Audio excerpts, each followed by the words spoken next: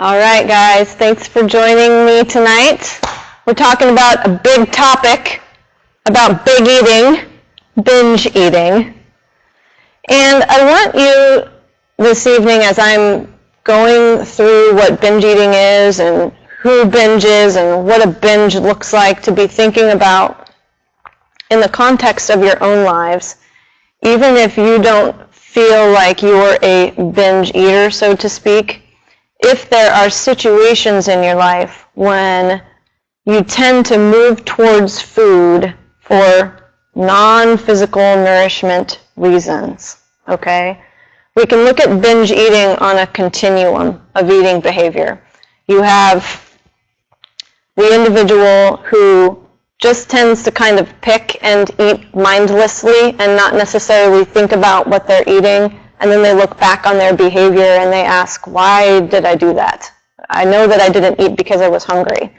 And then on the other end of the continuum, we have the individual who will say, yes, I'm a stress eater and I emotionally eat and I feel like I'm addicted to food, or I'm a compulsive eater, and when I binge and it's big and I eat a copious amount of food all at one time, and I feel awful when I'm done. In the middle, I may feel a bit euphoric and I'm kind of numb to what's going on around me.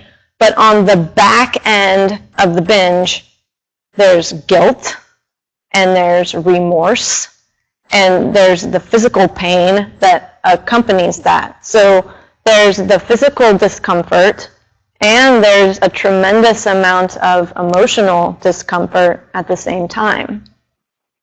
When we look at individuals who tend to move towards binge eating, and we can look at binge eating as more of a process addiction, as opposed to a substance addiction, like alcoholism. We can live without alcohol. Some of you may argue with me and say that you can't. But we can't live without food. We have to have food to nourish our bodies. Okay? But the individuals who tend to binge eat more than any others are those who have dieted in the past, and through those diets have really become very behaviorally inflexible. They have created very rigid food rules, very, very strict boundaries about what they can eat, what they can't eat, what they're going to allow themselves to eat in different situations. And they really create this environment of deprivation for themselves, not just physically by not giving or allowing themselves certain foods, but emotionally too, because they become cut off from the people that they appreciate, the people that they feel connected to. They become cut off from events in their lives that they perhaps used to enjoy. They feel controlled by food. And that's how they'll explain it. I feel like I can't control myself around food, Corey, and if I have one bite, that's just going to send me overboard.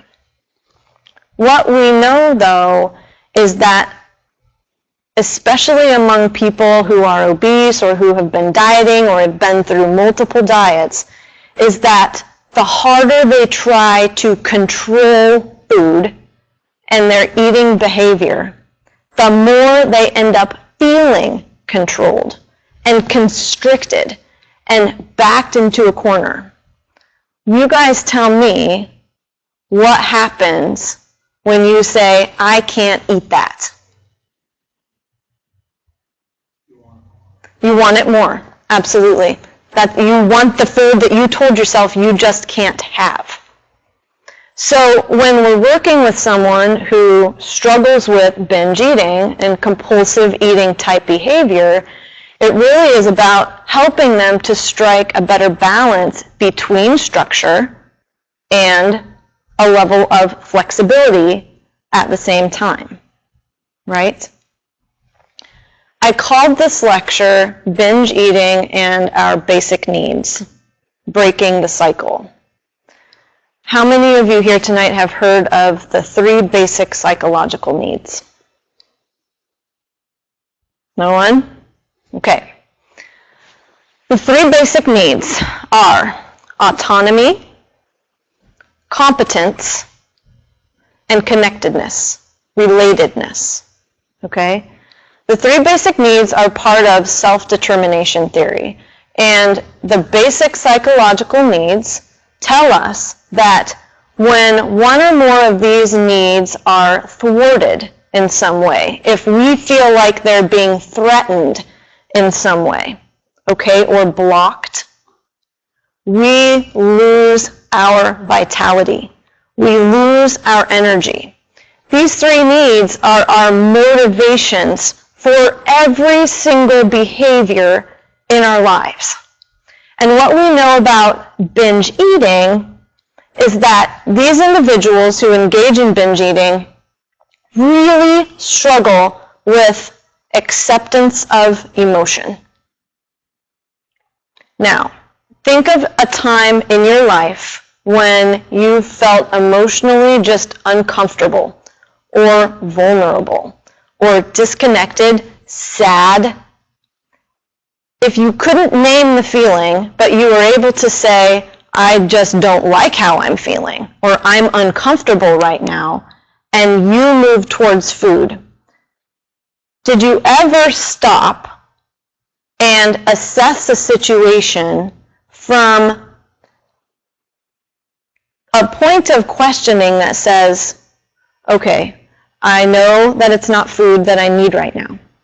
That is not my need. I recognize that I'm not physically hungry. What is it exactly that does need my attention? Anyone ever done anything like that? You have? Yeah? What that is, guys, is it's creating a level of emotional intelligence. And this is something, emotional intelligence, that individuals who struggle with food-related behaviors really kind of lack. And it's a skill, and it's something that can be built.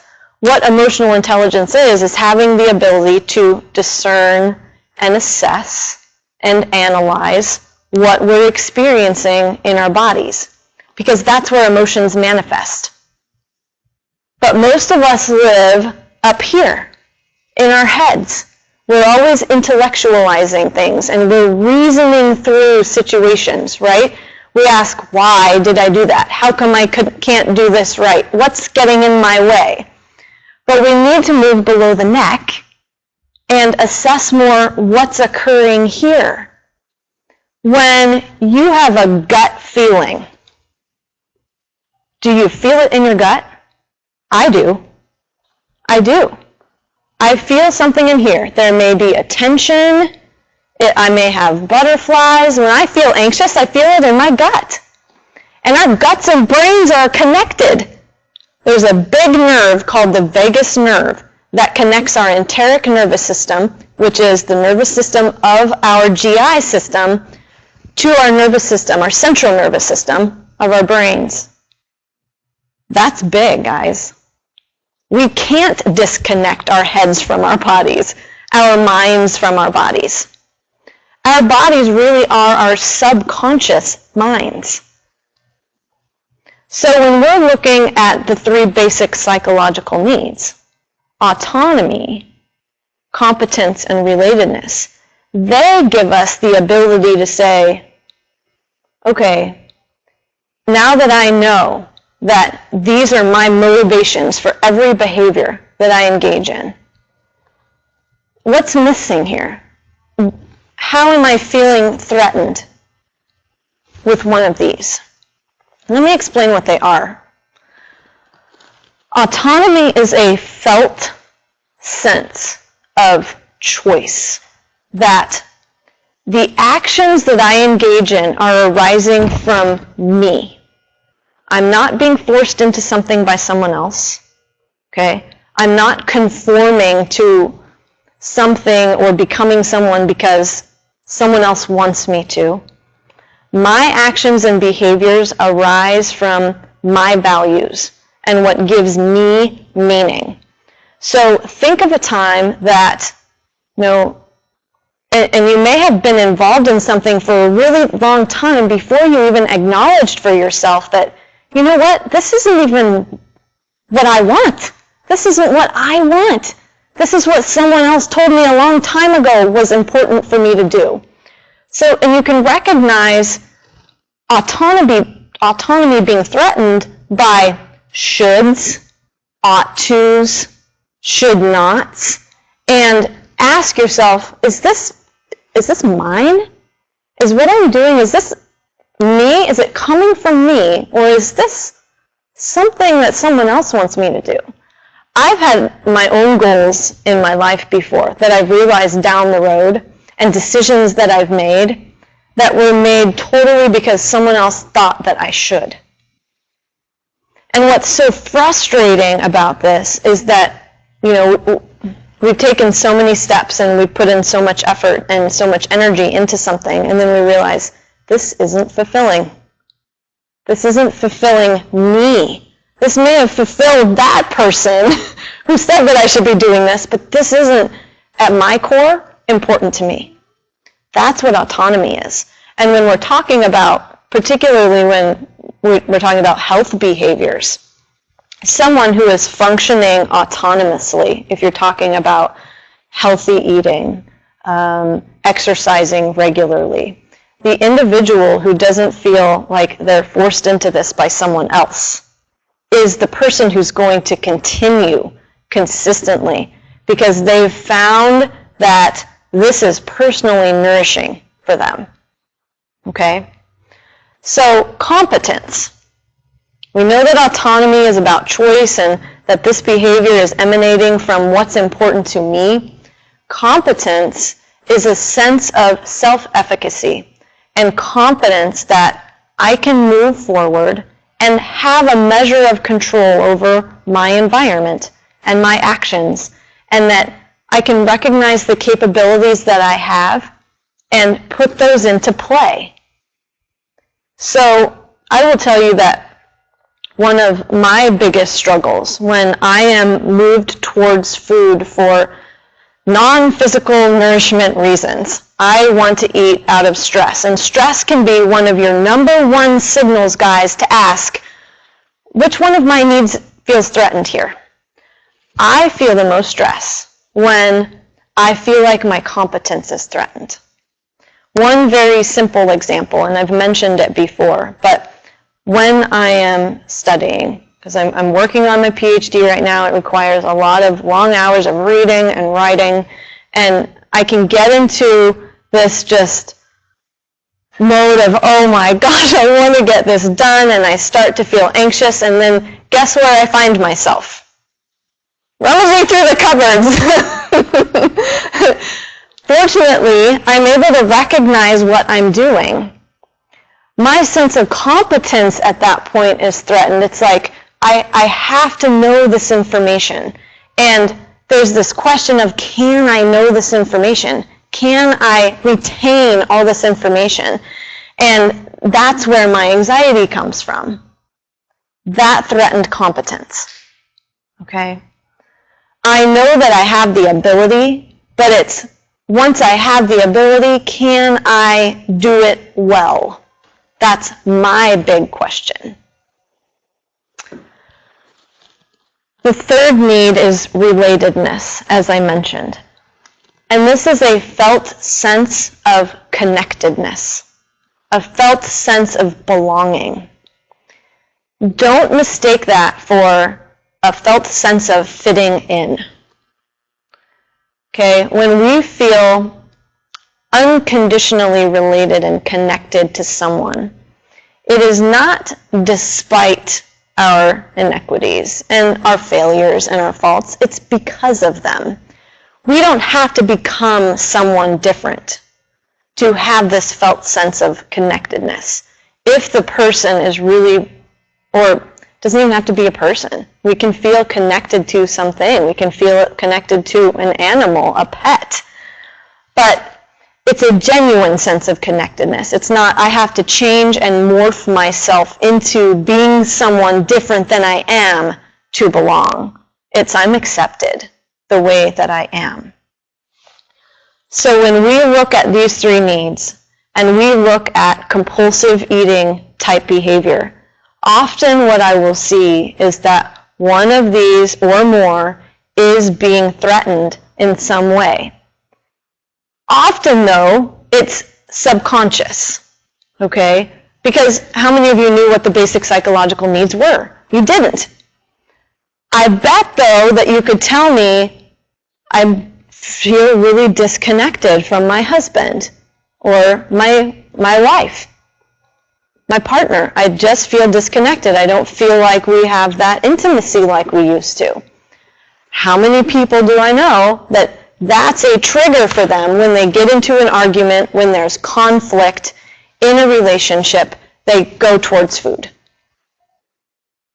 Relatedness, connectedness, it's being threatened. You guys think of a time now, looking back, now that you've heard what the three needs are, when you've moved towards food because one of them has felt threatened. Willing to share?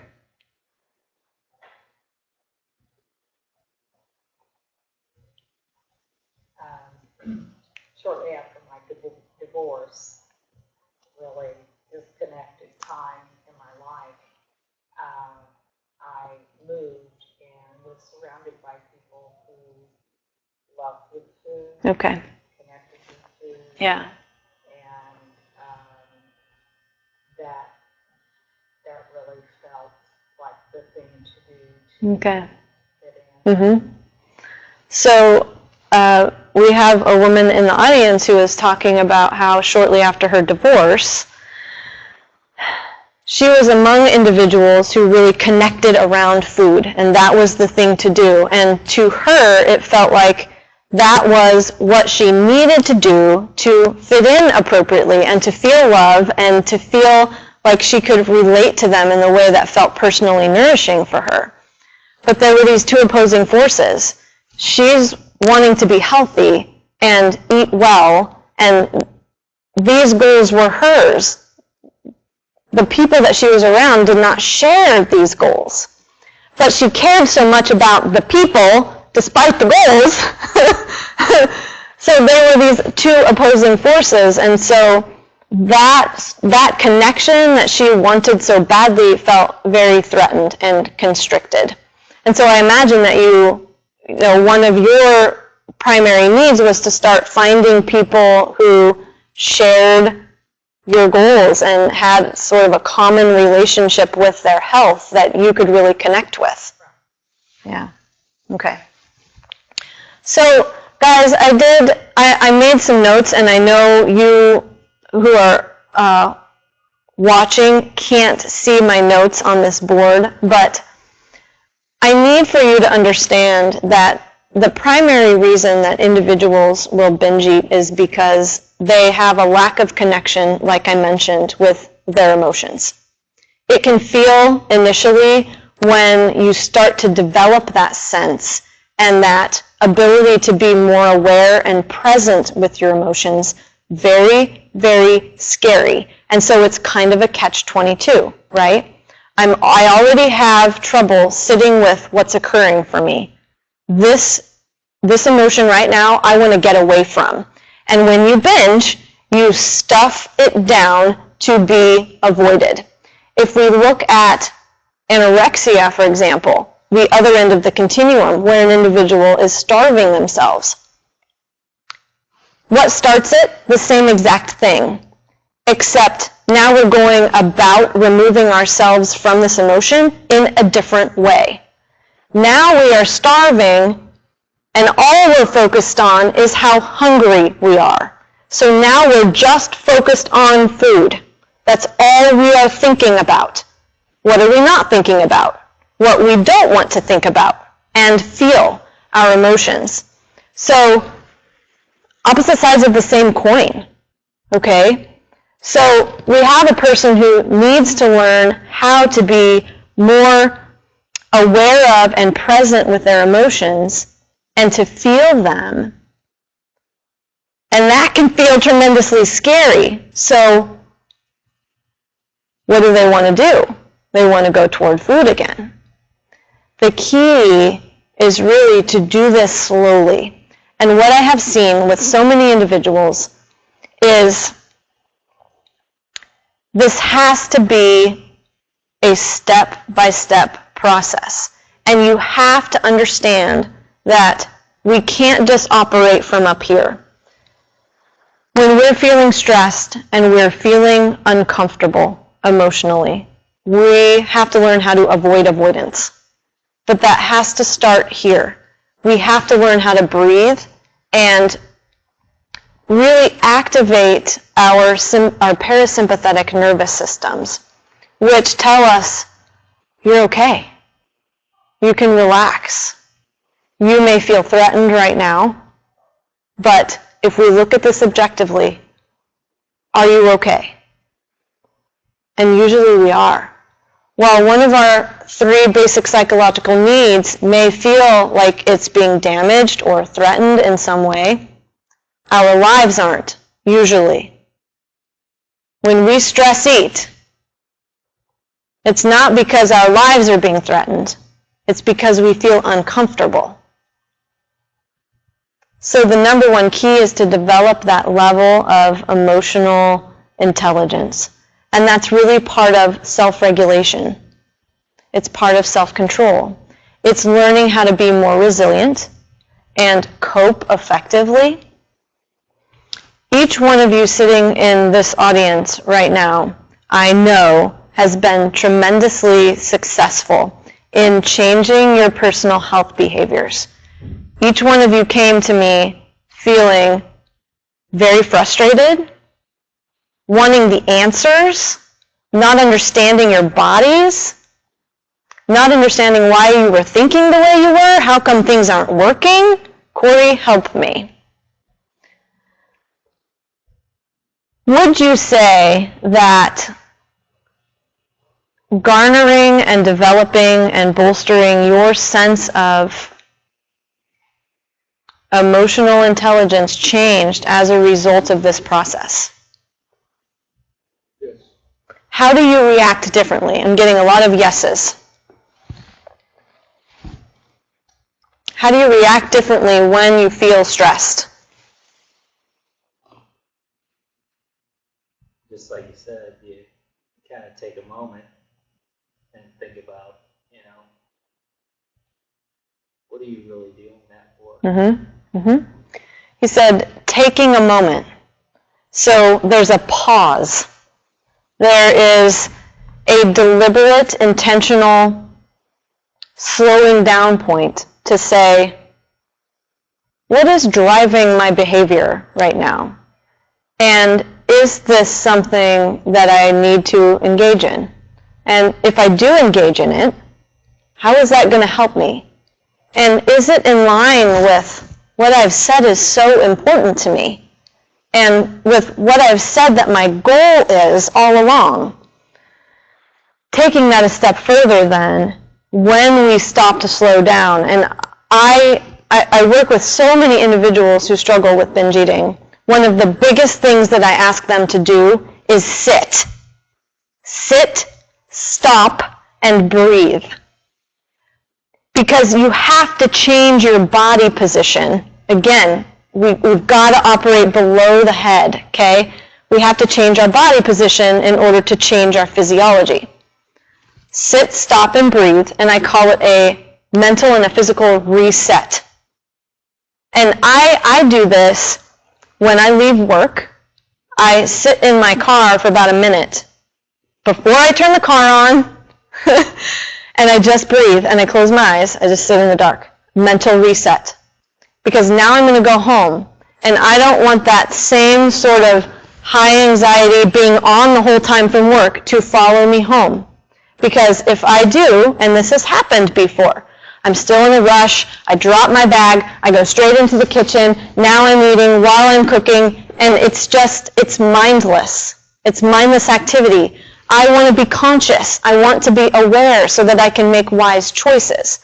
So that sit, stop, slow down, and breathe is one of the best things you can do, because now mentally you're able to say, what do I really need now? What needs my attention? Maybe I need to assert myself in some way.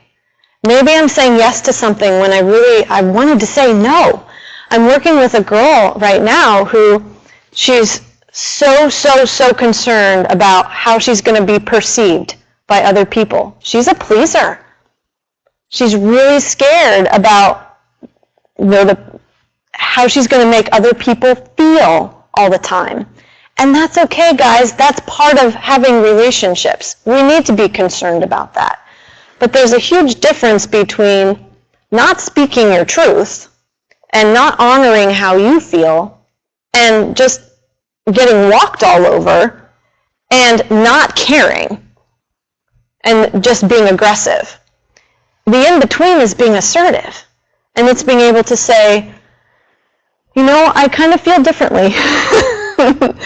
And this in no way is meant to hurt your feelings. I just feel differently. There are certain ways you can say things to honor who you are and what you need without hurting the other people and still being compassionate.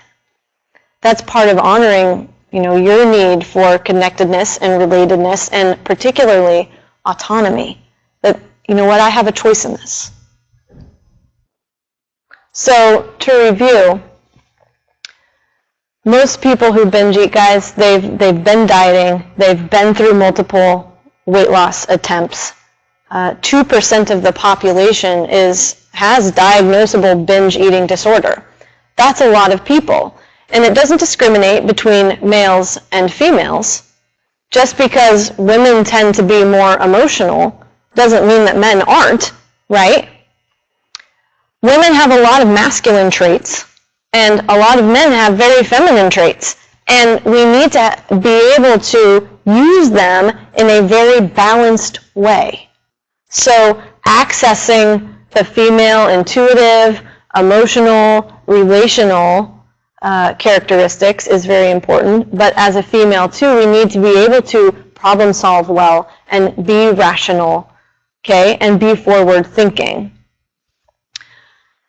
We need to learn how to avoid avoidance.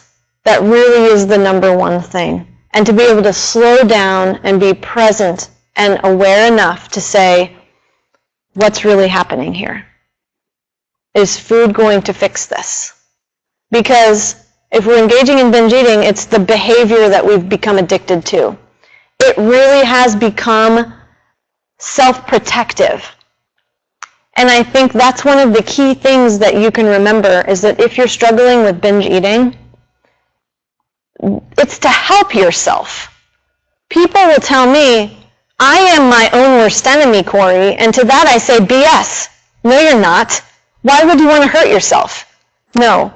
If you're avoiding an emotion, it's to help yourself feel better. It's just going about it in a less than effective way. Okay?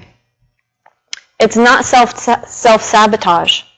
But I think what a lot of us will get into is this counter-regulation effect from the diets that we've been on, where we'll say, oh, I already screwed up, so I might as well, or the what the hell effect.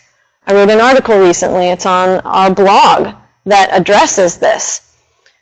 If we have such rigid, strict boundaries and rules put into place, unrealistic ones, that we can never, ever measure up to, we're going to fail.